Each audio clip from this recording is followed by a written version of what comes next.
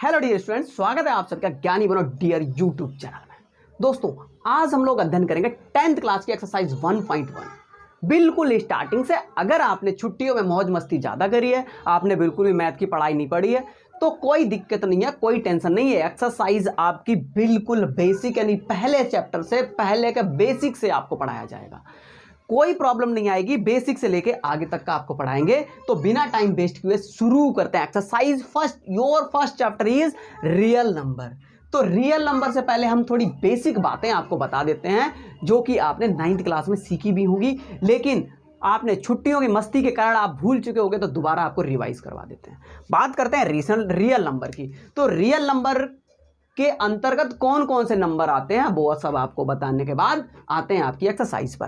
तो real number आपका जो है वो रियल नंबर के दो पार्ट होते हैं। क्या क्या होते हैं, किसके अंतर्गत आता है? पहला आता है एक रेशनल नंबर, रेशनल नंबर आता है, और दूसरा आता है इरेशनल नंबर,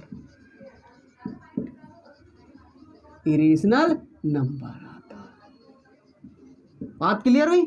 रेशनल नंबर और इरेशनल नंबर पढ़े होंगे आपने, ठीक है।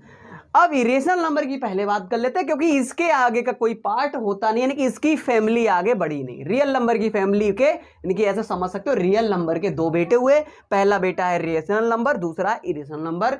इरेशनल नंबर की फैमिली आगे ही नहीं बढ़ी, चाहे कह सकते हो उसकी शादी नहीं हुई है, ठीक है। इरेशनल नंबर होता क्या है? It is non terminating and non repeating होता है। नॉन रिपीटिंग नंबर होता है भाई, ना तो ये टर्मिनेट होता है ना तो रिपीट होता है। तो हर बार कुछ नया नंबर आता रहेगा डिवाइड करने पर। एग्जाम्पल में देख लो, इसके नंबर के अंतर्गत क्या आता है, जैसे √2 है, √3, यानी कोई सा भी प्राइम नंबर रूट के अंदर अगर फंस गया तो वो इरेशनल नंबर निकाल के देगा, ठीक है। अच्छा, जैसे 0.31, नीचे लिख देता हूँ ये वाला, 0.311508, फिर 0097000, ऐसे करके डॉट डॉट चलता रहेगा, कुछ ना कुछ रिपीट नहीं होगा। तो ऐसा number non terminate and repeating, non terminate and non repeating होता है, तो वो इरेशनल है। बात क्लियर हुई? अब बात करते हैं रेशनल नंबर की। भाई रेशनल नंबर की डेफिनेशन की अगर हम बात करें तो आपने 7th 8th में पढ़ा होगा, that number which can be written in form of P/Q is called rational number. यानी कि जो नंबर P/Q के फॉर्म में लिखा जाता है, where Q is not equal 0 is called rational number. इतनी बात क्लियर हुई? ठीक है भाई। अब रेशनल नंबर की अगर हम बात करते हैं तो रेशनल नंबर में दो पार्ट होते हैं। रेशनल नंबर भी दो पार्ट में होता है। कैसा होता है? ये होता है नॉन इंटीजर रेशनल नंबर होता है। पहली बात, non integer rational number, rational number. और दूसरा होता है इंटीजर रेशनल नंबर। दूसरा क्या होता है भाई?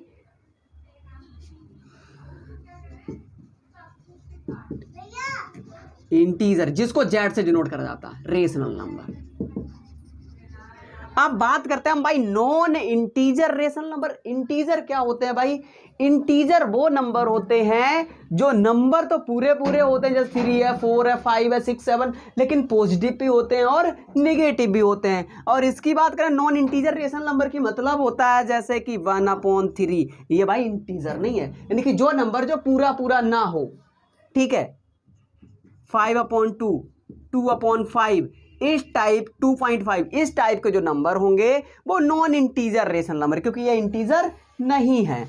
लेकिन इंटीजर वाले की अगर हम बात करते हैं, इंटीजर रेशनल नंबर, तो ये भाई दो तरह के होते हैं। एक होता है पॉजिटिव इंटीजर, पॉजिटिव इंटीजर, और एक होता है पॉजिटिव इंटीजर को क्या करते हैं, +Z से भी डिनोट करते हैं, +Z। और एक होता है निगेटिव इंटीजर,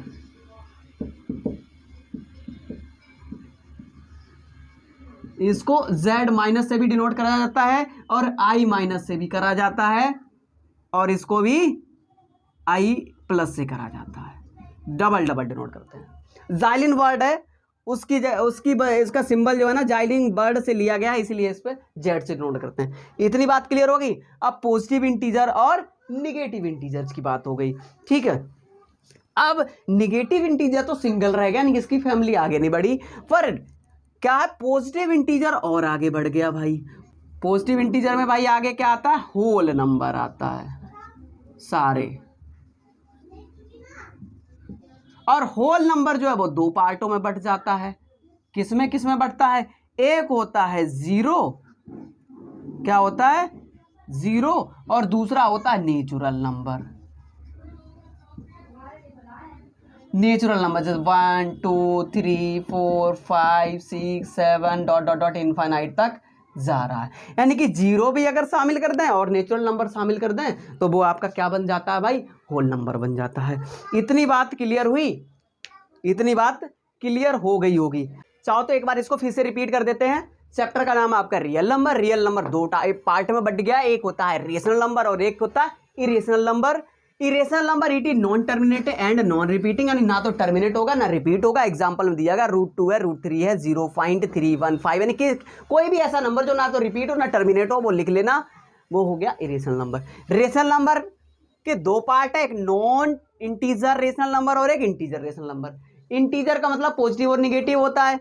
तो नॉन इंटीजर रेशनल नंबर में क्या है कि 1/3 है, 5/2, 2.5 ये नॉन इंटीजर हो गए, ठीक है, यानी कि पूरे पूरे नंबर नहीं है। इस साइड में क्या है, इंटीजर रेशनल नंबर में नंबर आते हैं पूरे पूरे। तो जैसे कि -2 है, -3, जैसे पॉजिटिव में यहाँ पे अगर हम बात करें तो ये बन जाएगा नहीं पॉजिटिव है, +3 है, 2 है, 9 है, इस टाइप के जो नंबर है वो पॉजिटिव इंटीजर है। और यहाँ पर जैसे -3, -9, -8 ये निगेटिव इंटीजर है, ठीक है। अब बात करते हैं पॉजिटिव इंटीजर निगेटिव। तो निगेटिव की तो कोई फैमिली आगे बढ़ी नहीं है, पर पॉजिटिव इंटीजर दो पार्टों में आगे बढ़ गया है। एक है पॉजिटिव इंटीजर ही आगे बन जाता है होल नंबर। होल नंबर में क्या होता है, एक तो जीरो होता है और एक नेचुरल नंबर होता है। ये थी बेसिक बात। इसके बाद आगे बताते हैं the fundamental theorem of arithmetic. इसके बाद में आपकी एक्सरसाइज करवाना शुरू करते हैं। तो एक पॉइंट और बचा हुआ था माय डियर स्टूडेंट्स। अब हम बात कर लेते हैं the fundamental theorem of arithmetic. ये क्या होता है भाई, every composite number can be, ये होता है एवरी, इसका पार्ट है EVERY, every composite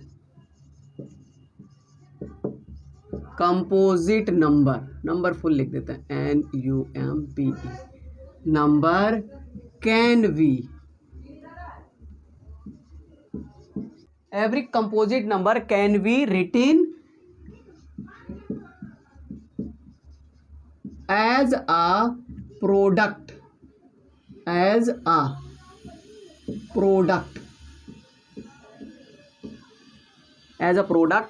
of its prime। तो क्या होती है the fundamental theorem of arithmetic, क्या होती है, every composite number can be written, यानी कि हर एक कंपोजिट नंबर का मतलब जिसके दो से ज्यादा फैक्टर होते हो, can be written as the product of its prime factor के फॉर्म में, ठीक है। इसके बाद में आ जाते हैं भाई आपकी एक्सरसाइज। उससे पहले 3 पॉइंट और बताऊंगा। पॉइंट बताता हूं भाई। पहला पॉइंट है LCM into HCF equal product of two number, यानी कि दो नंबर का अगर मल्टीप्लाई करें तब वो एलसीएम और HCF उन्हीं नंबरों का निकाला हुआ एलसीएम HCF का मल्टीप्लाई करें, दोनों इक्वल होंगे। ये आपकी एक्सरसाइज में थ्योरी यूज होगी, ये इंपॉर्टेंट है, ये इस पे क्वेश्चन लगेगा आपका, ठीक है। बात क्लियर हुई। अगली बात करते हैं हम HCF की। HCF क्या होता है भाई, HCF का मतलब होता है the smallest power of each common prime factor की, the smallest power of each common prime factor.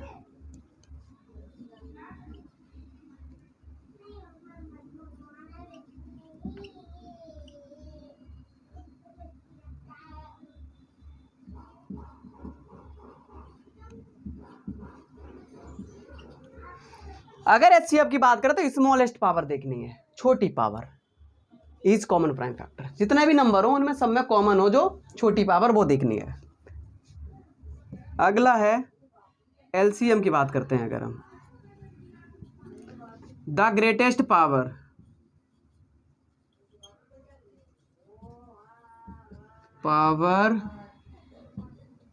Of each common prime factor,